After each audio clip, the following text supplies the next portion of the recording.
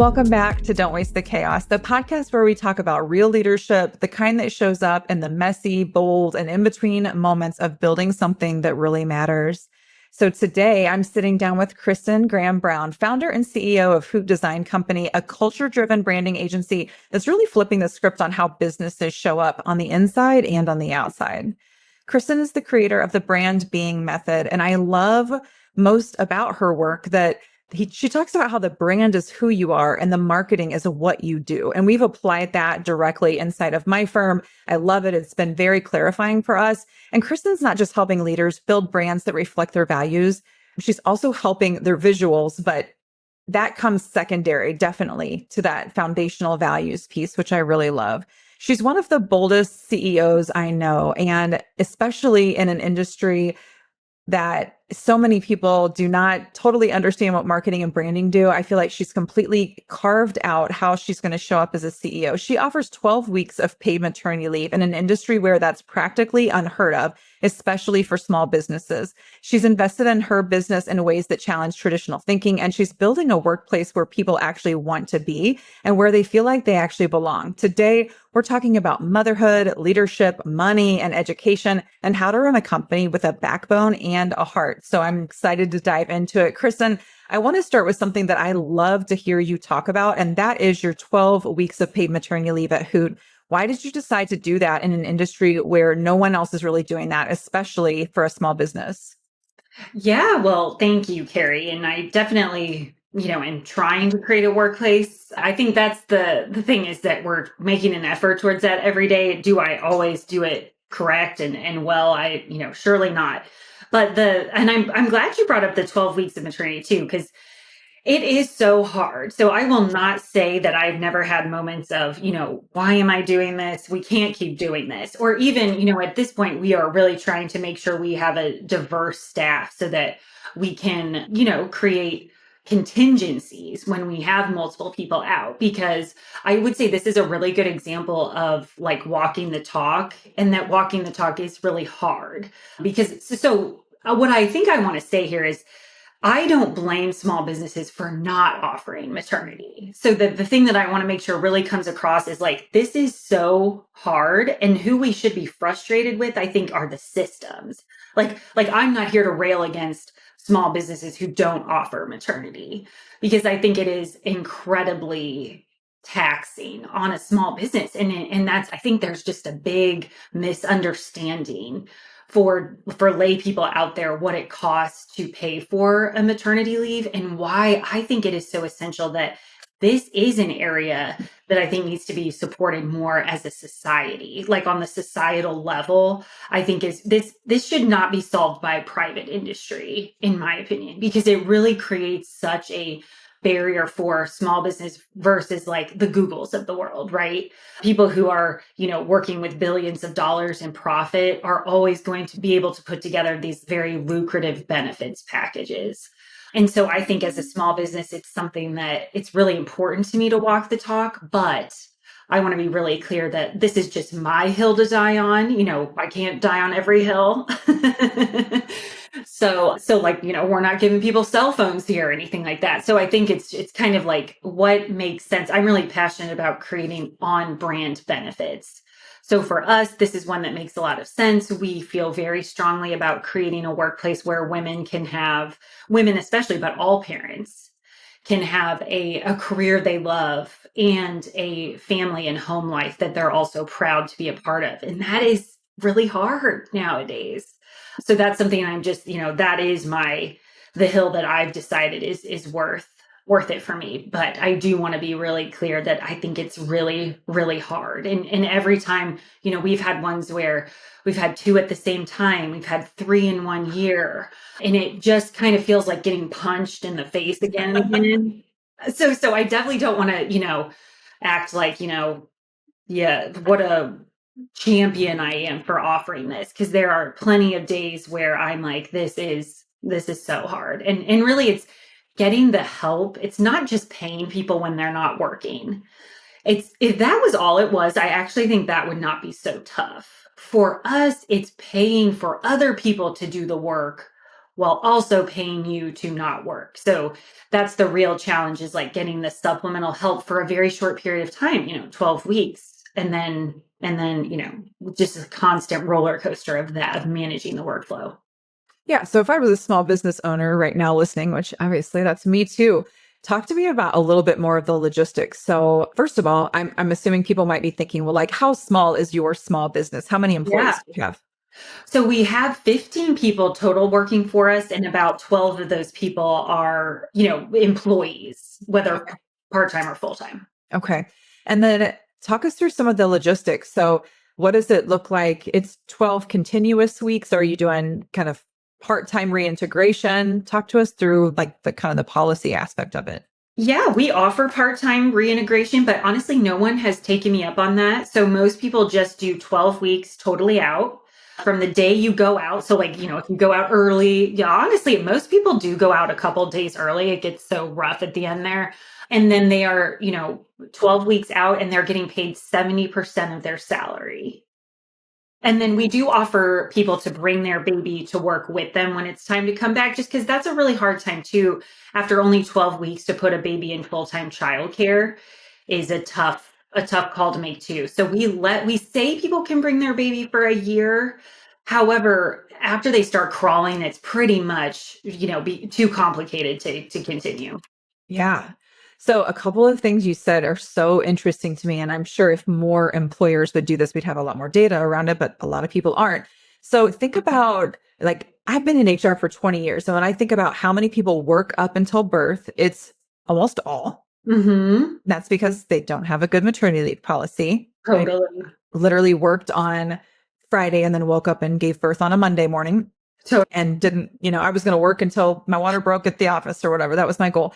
And yeah. then the fact that so many people ask to come back part-time, Mm-hmm. but in your organization, since you're giving those 12, a lot of people do that because they don't have good maternity leave. They've got their 2 weeks of paid and then they use short-term disability after 7 days and, all of that. So they likely, when I think about my birth story, and I don't live with regret, but I certainly would do things differently. I got a nanny and, was working part-time as quickly as I possibly could. And then even though I was nursing, I was back to work and then running home over my lunch hour to nurse and then pumping all day in the office. And it just goes to show you that as women, we innately feel like we would like to be gone longer. We understand our bodies need that, our babies need that, the whole situation calls for that, but we're not taking what we need when we've got this amazing experience in our life or we're having this child and we're not taking what we need because of money. Oh, yeah. And I think this is just a very, very misunderstood issue. Like over 54% of women in Missouri are the breadwinners in their family. So Really? yes, isn't that crazy? I had not heard that. Yes, that is, I double verified that because I was shocked myself, but that just goes to show how deep that misconception is, because I think that a lot of people think like, oh yeah, well, just take some time off, your partner will bring in the bacon in the meantime. And it's like, that is not the case for so many families. And so robbing them of that income during that time is critical. So I think then you take drastic action, right? Like coming back very quickly, trying to make it work, maybe quiet quitting or whatever. Like, I don't think that people are necessarily doing those things, diabolically. It's because they're just trying to survive. And you're so right about this, like very unique, could be one-time situation in your life where maybe you don't spend that time with your baby because your family desperately needs you to get back to work. So yeah, I think it's just such a tragedy. And I think that the pressure for small businesses, I don't think small businesses will ever be able to accommodate this. So we will never get there if the challenge is for small businesses to figure out how to financially make this work. Yeah. Oh yeah. And then, I mean, for our office, I know you said like, to me, we're probably considered a micro business, but even with like 100 employees, this would be a very hard thing to offer. Yeah, absolutely. The sustainability of operations is a huge issue. And I was just talking to one of my other small business clients and micro as well, 8 employees. And she's got an employee that has never had a baby before, went through multiple rounds of IVF and IUI to get this pregnancy. And so this individual is like, yes, I'm for sure coming back to work. And I told the business owner, that's a 50-50 shot. You know what I mean? And I get why the new potential young mom is thinking that. She's like, this is my goal. I need to come back to work. But until you go through labor, and it literally just changes us as humans, we just don't know for sure. Not to mention the postpartum depression that I personally experienced, or any of that. We just don't know what's on the other side of childbirth. Oh, absolutely. I think that, and that's something we really try to make part-time accessible to people so that, again, they can choose to show up as the type of parent that they want to, as well as still have a career that they love. Like, we still offer benefits. That's another thing that I think is just really undervalued is like, it is so hard to parent and work 40 hours a week. The world isn't set up to help you do that. So I think that like we really try to we do core collaboration hours, which are just 9 to 2, which means you need to be in office from 9 to 2, when we're pretty inflexible about that actually. So like no appointments during that time, 9 to 2, Monday through Thursday. So, and then outside of that, we really want people to be able to say like, okay, I'm going to pick up my kids and take them home and get back on, or I'm going to, get back on from 8 to 10 or whatever, if that's what's best for you. But really not trying to penalize people and still offer benefits and offer, upward mobility for people who can't do a full 40 hours a week. Cause I do think it's really tough. Yeah, it is. And, I think a lot of business owners just don't necessarily understand what's required when it comes from a benefits perspective. Like, let's say an employer has a full comprehensive benefits package. A lot of times they say like, oh, that's not available to our part-time people. Well, in reality, it's available to your people 30 hours. So if they work 30 hours, then you can give them full-time benefits. And that's like based off the big player, Blue Cross Blue Shield, Anthem, Aetna. You can do alternative plans, which is what I do. I do lifestyle spending accounts with my team. So those are outside of traditional healthcare plans. And I just deposit money into this lifestyle spending account, and they choose if they want to go to the marketplace and get a health policy, or maybe they have one through their partner. And so then they use it to buy an Oura ring or, other things that we've got available on there. There are so many opportunities. Same thing with 401k or other investments. I do a simple IRA. All of my employees are part-time because they are all stay-at-home. Right now, they're all stay-at-home moms. And we also don't require that they have childcare, so they can actually be a mom and work at the same time. But a lot of employers think, oh, they're not full-time, so they are not eligible. And most plans say as long as they make at least, you can set it up however you want, as long as they make at least $5,000 a year is how I have it set up. Because I set it very low because I want everyone to be able to opt in and get the match. And the match isn't that much when you do the math. Right. It's not that much for me to pay a 3% match or whatever, however I've got it set up. But most employers just feel like it's either too expensive, not attainable, they're not educated on what's actually available to them. And you can absolutely do this as a small business. You just have to get a little creative. Yeah. Yeah, absolutely. And we have seen that be so successful. We have people at 90%, 75%, and 50%. And we just scale their benefits accordingly. So like, you get 50% of the PTO, you get 50% of, et cetera. I think it is not that hard to make it work. I think, again, we've been raised in systems that weren't built for parents because parents didn't used to work at this level. And so we just have to reimagine those systems, I think, to be a better fit. Yeah. So I love that. And I know you've got kiddos of your own. Well, how did that play into shaping the benefits package that you have at your organization? Yeah, that was really important to me because so when I started working, I always knew I wanted to go into advertising. I joined this ad agency in Chicago, and I actually was like super impressed with how many women were in leadership there. One of the partners was a woman, and like a lot of high up leaders at that company were female, but they weren't moms. And I thought that that was like, at the time I was like weird, but I was young and like ignorant to like why that would be. And so then when I became a mom, I started my own thing, never with the intention to like have employees or set up benefits or anything.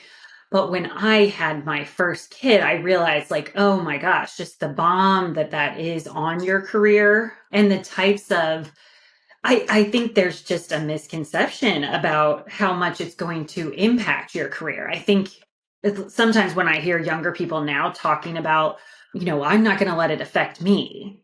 And that is just not true. That is just not possible. That affects you on so many levels. So not only the emotional level and like, leaving your baby, that's one dimension, but then also just the cost of childcare. The fact that, something that Eve Rodsky talks about a lot in Fair Play, which I'm just like a super evangelist for this book, is a lot of females specifically do time-bound labor.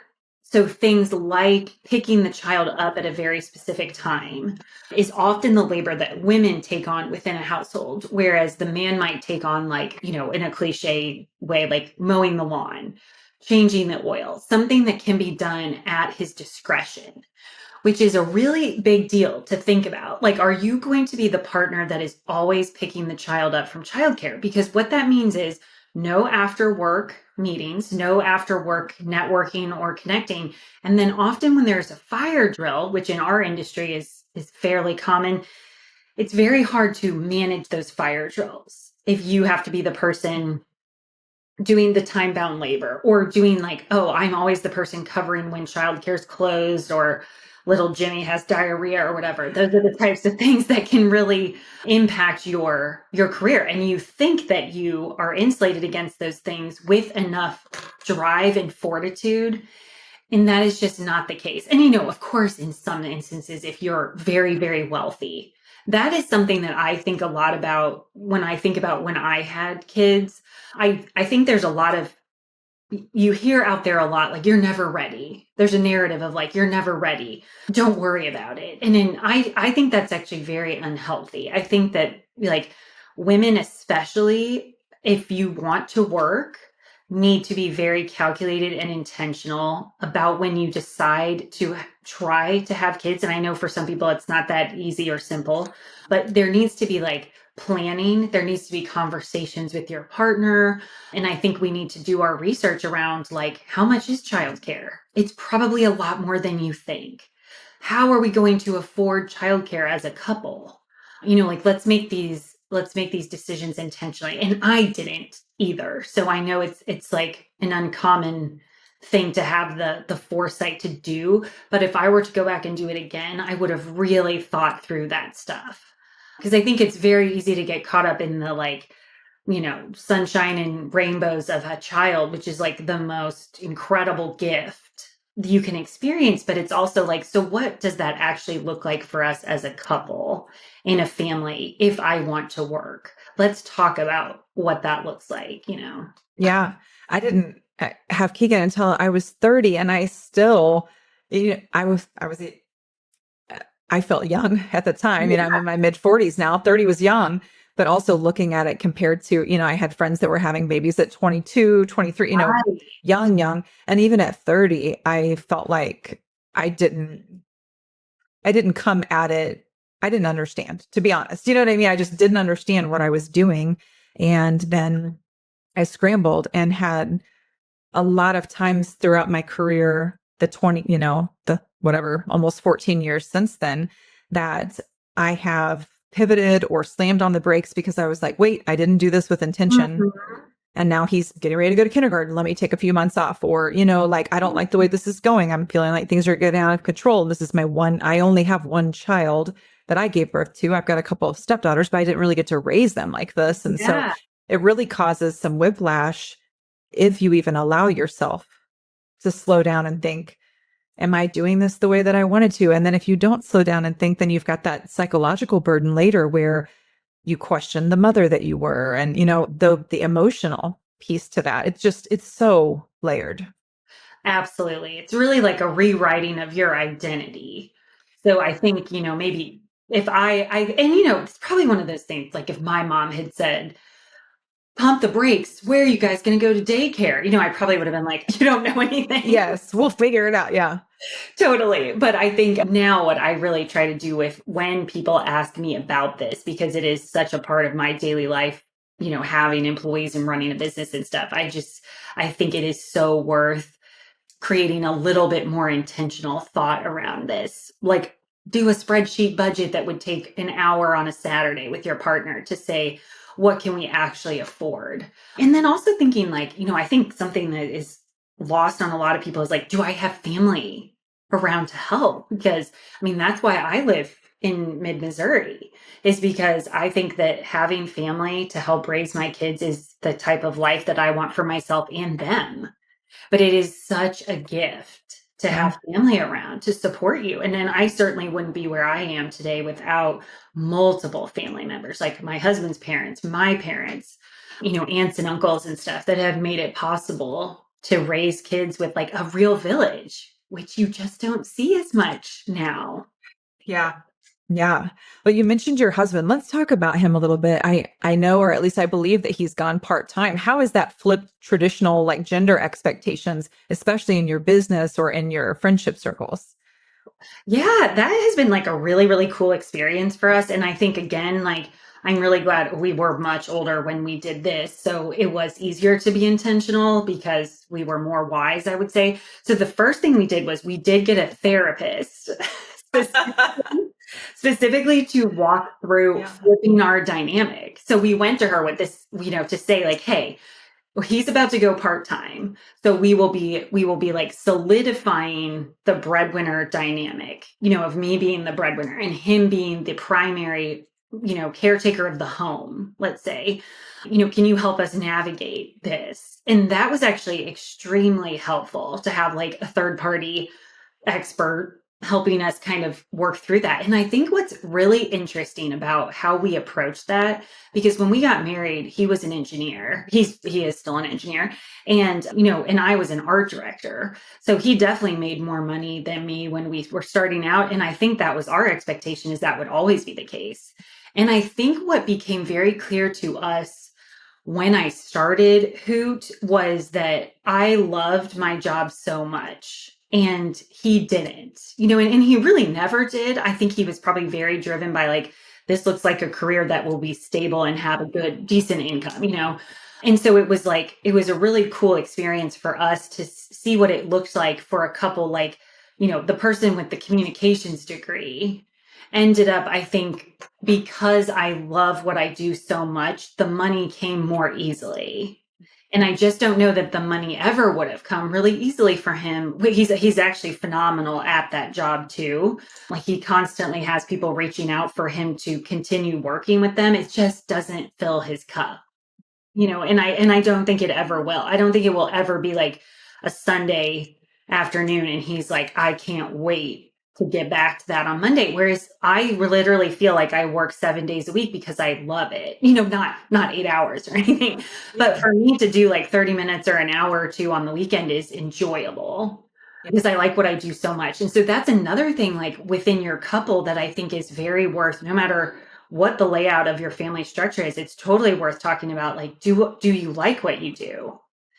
Does your partner, do you like the tasks at home? Like, that is, and we're kind of opposite in that way, where like my husband doesn't mind some of those tasks at home where I really hate them. And you can feel the hate, right? You can feel the hate whether you're making dinner, or you can feel the hate whether you're, he's filling out like another spreadsheet that he dreads. So I think that was, again, the intention behind, hey, we're going to try and flip this dynamic. And again, I cannot recommend enough this book, Fair Play. And she even has like a deck of cards where you separate the tasks that you do. And so having a tangible example of the tasks that each person is responsible for is extremely helpful. And she talks about how, like, what does it look like to own the task? Because statistically, men will over-report how much they're doing and women under-report, because men will say, I make dinner. But do you do the grocery shopping and the meal planning? That's what it looks like to own the task. And that actually releases the mental load from the other partner. Or like, are you giving your partner a list of things to do? that's you're managing then. And do you really want to, you that wouldn't be acceptable within a business, and it's probably not acceptable within a household. Yeah, that's a good differentiation there. When Keegan went to kindergarten, my son went to kindergarten, I found myself starting to get really bitter because I was doing drop off and pick up. And originally I wanted to do that, like when he was little bitty and we had a nanny for the first year and then we went to a center and I wanted to do it because I just couldn't, I felt like I wanted to be the last one to see him and the first one to see him and, all of that. Well, when he started kindergarten, I realized, first of all, we lived in the same neighborhood as the school. So it was like a 2-minute drive. It didn't matter anymore. It was so brief. And so I brought it up to my husband. I think you should share responsibilities with me. And he was like, okay. Yeah. And I was so frustrated at first because I was frustrated at him. And then I realized it was me. I was the one who was clinging to all of this. And when I started letting that go as a woman, I felt at first like, is this weird? Do I like this? And then eventually I got to where we laughed about it because he has joint custody with his 2 older daughters. And we called it joint custody with our son, where we were like, okay, you're responsible for, we used to split it up. We had literally like a 5-2-2-5 schedule, like a lot of custody schedules, to where a certain amount of days a week he did pick up or drop off and vice versa.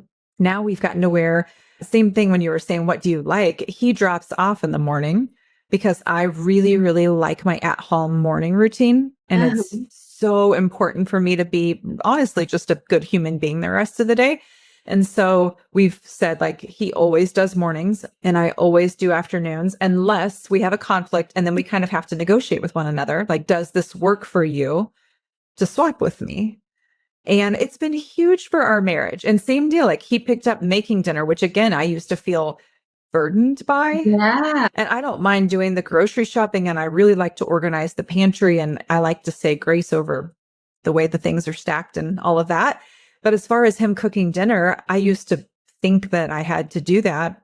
And now he cooks the main course and then I do the side dishes. And just that is so silly. That's such a silly example. But so many of us, if we're really, really checking ourselves, are holding on to things that we don't even really like or care for because of some kind of weird, whether it's generational trauma or guilt or shame, whatever it is.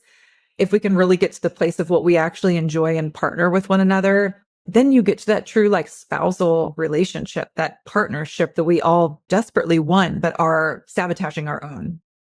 Oh, absolutely. I actually have found it really interesting, that we offer this thing called life support, and it's up to $250 a month for anything that allows you to buy back your time. And I think it's really interesting that a lot of people, well, one, I mean, I would say we probably have 20% of people not using it or not using it in full.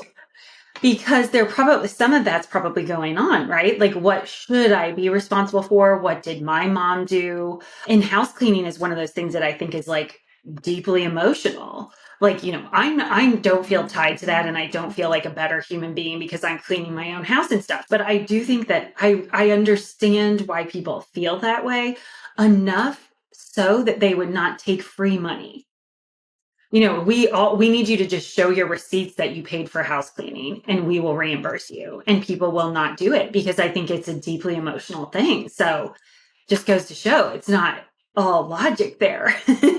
Yeah. Oh gosh. I've been having somebody clean our house for like 12 years and there's still so much cleaning that has to be done. Yes, that person doesn't live with us. Yeah. So it's like, gosh, take it. Like take the floors and I can't tell you the last time I mopped a floor.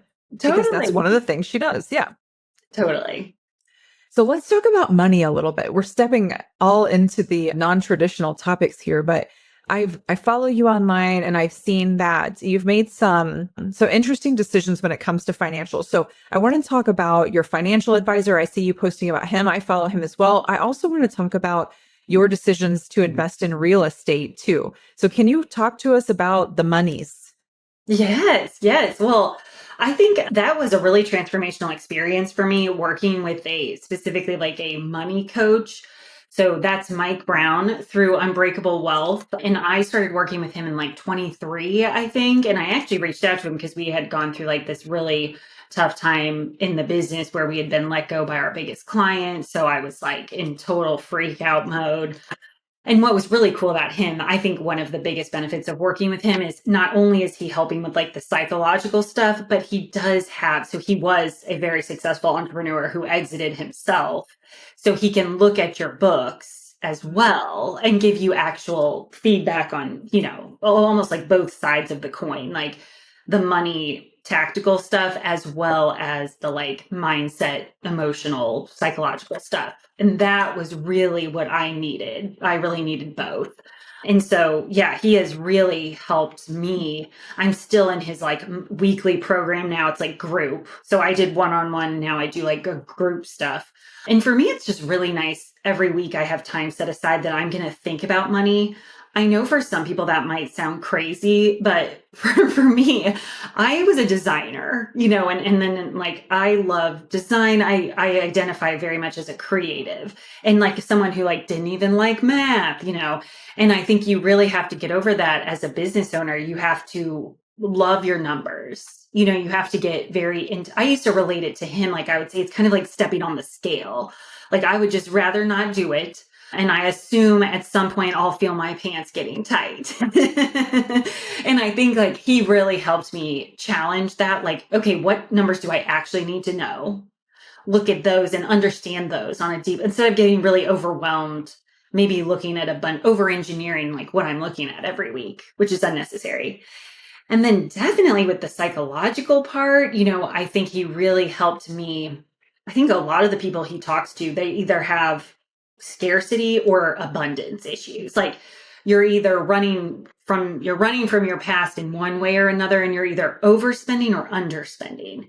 And like, I think I came from a much more scarcity mindset. And for me, that was specifically around like looking like an idiot if I made bad money choices. Like, see, I am a fraud.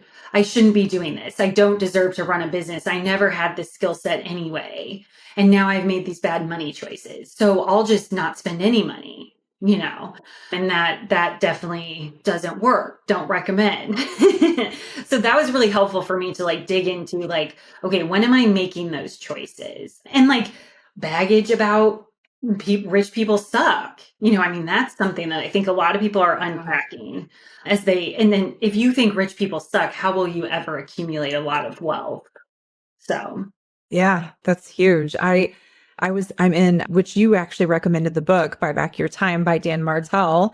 And I got in his coaching group and Mike's in it as well. Oh, So we were in this and I started following him and he reached out to me and he was like, hey, just saw you were following me. And I was like, oh, I'm in Dan's group. And then I was like, I just also see that my friend Kristin follows you. And I just put that together because, Mike Brown, like I didn't, yes, it's a run of the mill name. Yeah. And so I didn't put together, I was like, that's who Kristin's been talking about. So how did you decide with your building that you've got Hoot in and the building that you own, how did you decide to start leasing that out or renting that out and what that could look like?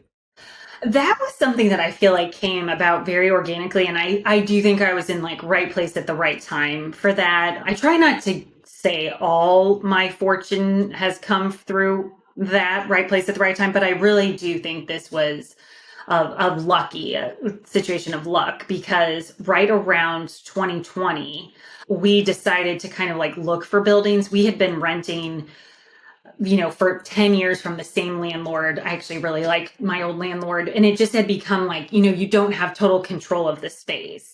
And so we were growing. We felt like we had enough of a nest egg, like we'd been around long enough to like invest some cash into something like a building. And then at that time, rates were just outrageously good. Like you won the lottery or something, because we were like, let's look and see if we can find anything. And we found this great building that did need a gut rehab. So we gut rehabbed it. We worked with Scout Nimble and Bodine White to design it, which I think is very worth the investment. I'm always amazed when people make these real estate investments, but then they don't invest in like design and the space itself. So really happy we did that. And we did just a total overhaul of this building, where we rent the downstairs and part of the upstairs. And then we have renters upstairs that we call it Spacey. It's salon suites. And that has just worked really well for us. It actually has been like a pretty easy, knock on wood, business to run. And it's so great having your own space. So much so that we actually are building next door. We're building like a workshop house, where I think we're going to call it like the bird house or something, where we can actually house clients to spend the night. And then we can host workshops / retreats for, a few days when they're here. Cause we're really trying to lean into like, what can we do that separates us? Like, how can we leverage AI to be better, but still make sure that we're providing something that AI can't do, which in the brand and marketing space is really challenging. I would say we're being very disrupted by AI. And so this is really us doubling down on the magic that happens when humans are in the same space, really digging into who they are as a brand and creative problem solving together. That's what that space will be dedicated to. And then leveraging AI to make that output more efficient so that you can actually walk away with something after 48 hours. I love that. And I would say, I've spent several different chunks of hours in your agency and your firm, and they have always been really, really helpful to me. But I also find it interesting, similar to, I know you all have kind of kicked back up webinars. Yeah. And now you're focusing on retreats too. And isn't it interesting that like we went through a season where everyone was done with retreats and corporate meetings and all of that. And everyone after COVID was ultra done with the WebExes and, all of that stuff. And now I'm seeing, like, I held one, I don't know, a month or so ago, and I couldn't believe the participation. People were thrilled. And it was a multi-hour, I think it was like 4 hours almost, the webinar that we did, and people loved that. And I was very pleasantly surprised. And then I myself have been going to retreats, and sometimes 3 and 4 day retreats, and I love them. And so I just think we've gotten away from that personal connection. And so like dipping back into it is so valuable. Have you seen pretty good response from adding those services back? We really have. The thing I'm the most impressed by is that we are getting people to come to Columbia, which, as you know, is not an easy spot to get to, for travel purposes. And it's been like really exciting to me to think about how we can create this very unique experience for people and make it worth their while, right? To come in here and to travel like probably all day to get here. So how can we make that so lucrative for you that it's kind of like a no-brainer? And I'm really excited about that. And really, I feel right now really excited about AI. I mean, talk to me in 18 months or something and I might be out of business. But I really feel excited about the ways that we're leveraging AI and we're teaching people how to use it with their brand being manual in a way that I think is like totally transformational for founder-led businesses. So how can we continue to do the work we love that we think we're uniquely good at, while being really forward thinking about AI? Because I don't think you can just, put on your blinders and think you're going to be fine. No one should, but especially in my industry. Yeah. And I feel like in my industry too, in the HR and people operations consulting side of things, people could easily just drop their employee issues into AI and let AI answer it. And there's a lot of times where I think they should do that. I mean, they should absolutely do that. And I teach my clients very often, like, hey, just to let you know, you could do this, and this, you could get a lot of traction from that. And so same deal, like instead of me being apprehensive, I'm incorporating it into my business, but then peeling back and looking at the ways that I can still truly make an impact. And it's huge. There's a ton of ways to make an impact. And they're really the ways that I actually want to. I don't want to do the stuff that you could throw into AI. That's not as stimulating to me. Totally. I've heard recently, I think this is probably true. It's like a tough time to be a new grad, because those are the types of jobs that I think, like, as someone with more experience, I think it is just really exciting being able to leverage, like, as a strategist, like you as a consultant, how can we leverage these tools to kind of get rid of all those menial admin production like tasks that nobody really loved doing anyway, but you kind of did it to work your way up.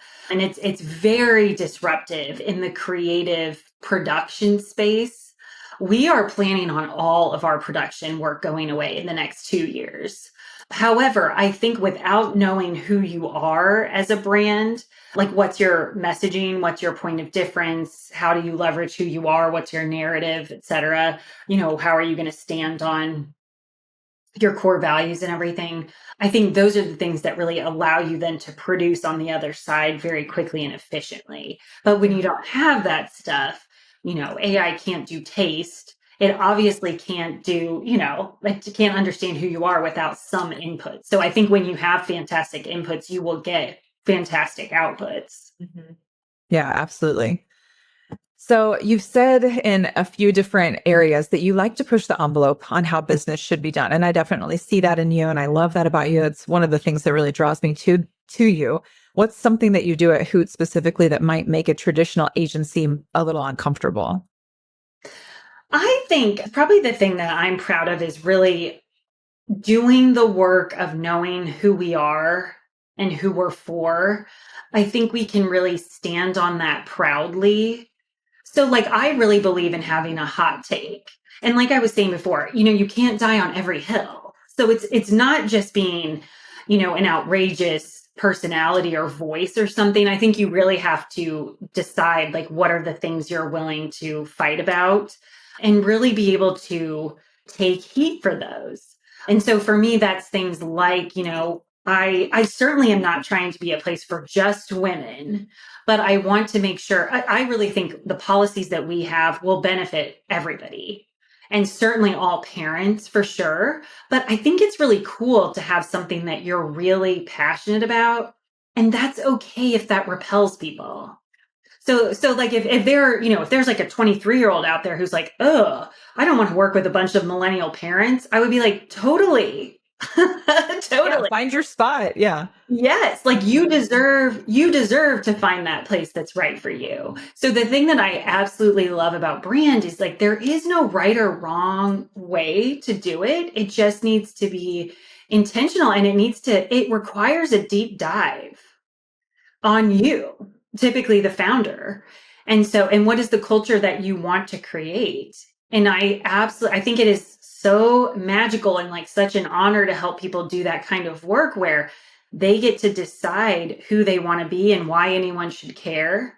And then they can go out there and say that thing. So I try not to like be worried about getting canceled and stuff. I try not to be worried that people like, I guarantee there are people that are like, huh, she's so annoying to me.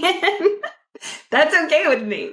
I really do not let myself get bogged down by that stuff. And I don't think like, honestly, you would love this, Kerri. I try not to think, what would an HR person say? I think often an traditional HR person, yes. Stop her right now. Yes, a traditional HR person would be like, shut your mouth, Yes. And I really feel like that's part of what has made Hoot a special place to work and a special, a group of people that's fun to work with. Is because we are authentic and we are kind of unabashedly ourselves. And sometimes we're going to get it wrong. And sometimes we're going to alienate people. And I think that's exactly what brands should do. That's what I think brands should do. It's really freeing, actually, like reading. I've mentioned a few times on the show, but if you don't follow Kristin's newsletter, it's called Parliament. You definitely should. It is amazing. And we'll make sure to link it in the show notes, but it frees me up. I'll get an edition of it and it'll kind of push, you know what I mean? Like your messages kind of poke a little bit. And every time it'll make me think like, yeah, I can do more of that. And I'll send it to my team and I'll be like, hey, let's make sure we're doing more of this. And even yesterday I was sitting listening to another person and they were talking about something that they thought, and I think something opposite. And so I sent a message to my team and I was like, hey, let's make sure that this is coming out in my voice because I don't want it to be confused. I don't want anyone to think I think the opposite thing. And I don't know, it's just really freeing to get into that. And it also clarifies there are people so drawn to me because of that. And there are people who are repelled by me. To your point, I'm a very magnetic personality. And that is so beautiful because when someone wants to work with me, they really know like I'm the person for them. And it just makes the sales cycle so much easier. Might make the acquisition or the marketing piece harder as we refine, but then easier once it is refined. But then when I am selling, I guess, or trying to close a deal, that is very easy. Our close rate is extremely high. And I think that's because when somebody has approached me, it's because they are like, this is the girl, like this is my girl who's going to do this for and with me. Yes, you've really developed that know, like, trust. Yes. Which I think is what we want marketing to do. That's very hard to do if we are just treading lightly all the time, shouting into the void with what everyone else is saying too. So yeah, I really encourage people. I think we're entering an era where your personal brand will be even more critical as we try to separate ourselves from like AI content and the fact that anyone can create fantastic content now. So your opinion, your wisdom, your thought process on, because you have had years of experience, I think is just going to be even more valuable than it's ever been before. And even as on the consumer side of things or a competitor, I would even say it's given me more freedom to see other people who are in the same space as me and cheer for them, because I feel so confident that the right clients will find me. And I mean this so genuinely that I could tear up talking about it. I feel so confident that the right clients are going to be drawn in, that when I see other really solid people in my space putting content out, I'm pumped for them. I get on LinkedIn and I'm like, yeah, girl, this is good content. I like this. Way to put this out there, way to share that perspective, because I know that person's drawing in their right client and I'm drawing in my right client. And it really sets you in this abundance space because you've got your like pie slice. Oh, absolutely. I mean, there's so much scarcity, I think, impacts us all in so many different ways, but especially as a business owner, that's something I can really check myself. Anytime I am feeling scarcity or victim mentality, I immediately know like that's anxiety. That's not truth. That's me going to old patterns of coping. Yeah, and I think that's so true. That is the really cool thing about brand to me, is that you should be able to have something for everybody. And so, yeah, to have a hot take is very worth it. Yeah, I love that. Let's talk about risk a little bit. What's a decision that you've made at Hoot that genuinely scared you, but you knew you had to do it anyway? I do think this new building is probably a really good example of risk, because I think like for my husband and I to really think about like, okay, are we willing to kind of double down on when the world feels so tumultuous and like, are we going into a recession? I mean, I feel like for 2 years, we've been saying, are we going into a recession? So that's scary. Or like, are rates going up or down? Are people going to stop coming to work altogether? Just, I think it's like a tumultuous time to be a business owner. And so that's again where I think knowing who you are and so that you have that kind of like North Star and that compass of what you're trying to do really helps guide some of those decisions, and then helps when it feels risky. You can feel even more confident about that you're okay. Like I feel like I'm okay failing. When I really thought about this, we really sat back and thought about like, what are we trying to create? And I feel like it is very on brand for us to be creating this. And if it doesn't work out, we'll have to pivot and figure out how to land on our feet. But anytime I'm making an investment like that, where it's a lot of just like upfront cash, that is always intimidating to me because of, the scarcity mindset stuff. Yeah. Yeah, that's big. Okay, I've got one final question for you. And this is just from, following you on social media and seeing different things. I believe that City Garden School is a client. I don't know if your kids go there or not, but I know you've got some kind of alternative perspectives around education. And I know you've chosen a more like progressive or alternative model. How does your decision on that reflect your personal values? And how did you make a decision like that when it's kind of against the grain? Yeah, so it's Windsor Street Montessori. Gotcha. Okay. Yes, Gotcha. but I am familiar with City Garden, so shout out to them. They got some free airtime there. I think I've got another girlfriend. Of mine sends her kids to that one. Yeah. Okay. But yeah, I actually think that's Windsor Street for me is very much a brand story too, because we ended up helping them. And so this is also another benefit that has been incredible to incorporate into Hoot's ecosystem of benefits, that we now offer a 50% childcare supplement. at Windsor Street. So only at Windsor Street, not anywhere. But for them, which we've never had a childcare subsidy. So I was super excited to offer that since, childcare is now more than your mortgage in all 50 states. And I think what made me really passionate about, again, keeping my kids, I think my only opinion about education for my kids is that I'm really trying to approach each one of them differently. So I have 3 kids, and what do they need? Whereas my younger self would have been like, okay, no, it's totally out of the norm to, not go to public school and to keep my kids, my youngest is at a very non-traditional private school, which is Montessori. And I think when I was younger, I would have been uncomfortable with that. Whereas now I feel very confident in trying to figure out what's the best fit for each one of my kids for their unique needs. And there's no reason that they all have to do the same thing if that's not what's best for them. So I think, what drew me to that school for sure was meeting the who now is the founder who took over for that school's been around for a very long time, I think 30 years or something, but it was recently bought by the director. Yeah. And so Chef Gabby is the one who took it over, and we did a rebrand for her. And it was an incredible experience to help her identify what she wanted this school to look like. What's the future vision of this place? And I think it just endeared me to her and the program even more, understanding on a really deep level and helping her tell that story too, because she had an incredible story to tell and an incredible vision for where she wants to take that school, and just being able to shout it from the rooftops and make sure that it's being communicated. That school has now doubled in size from where they were, it was always in her, right? But just being a mirror to reflect that back to her and then figure out how to put that out into the world, I think is again, the honor of the work that we get to do.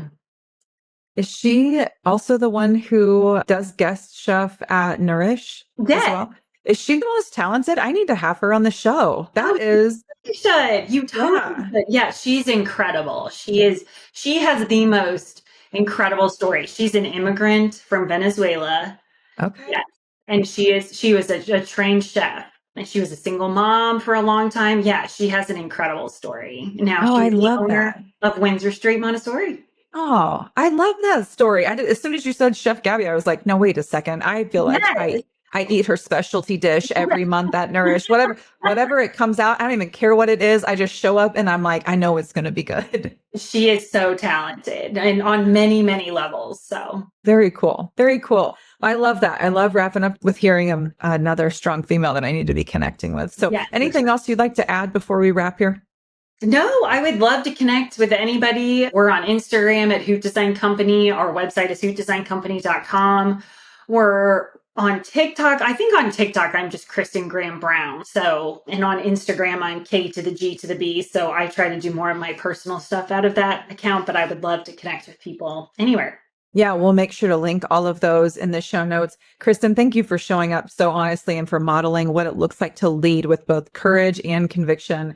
I know that comes natural for you in a lot of ways, but it's inspiring to so many of us. And you've given us a picture of what's possible when values drive decisions, which is super important for business owners, from benefits to branding to bold business moves. So for anyone listening, if you're a founder, a leader, or even just someone who's tired of doing things the way you've always done them, I hope this episode gave you the permission to rethink what's possible, whether it's how you support your team or how you structure your benefits, or how you build a brand that reflects who you really are. You get to choose differently. So thanks for being here. And remember, don't waste the chaos.